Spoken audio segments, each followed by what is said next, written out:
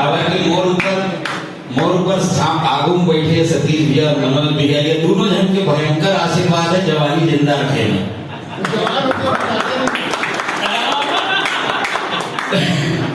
बताया ना, बगैर बोले ही सबसे बड़ी बात ये वेलेही भी कर रहे हो, वेलेही के बाद ये फिर दूसरा फिल्म में ये है। और वैसे कहते कि पुष्पेन तो आलू है कहूँगी टल जाती कोनो सब्जी में।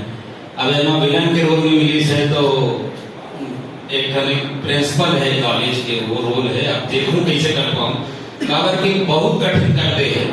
अभी तक ये स्क्रिप्ट आई से तेलुगु मूला थोड़े थोड़े आसान लगा रही है। कई बार भाषा के साथ भाषा का तोड़े बैठे हुए वो शब्द नहीं बोलना है जिन शब्द उच्चारित होते मतलब सुनाई देते, और दूसरा शब्द बोलना, ये बहुत कठिन समस्या है। लेकिन कोशिश करूँ कि मैं अच्छा काम कर सकूं।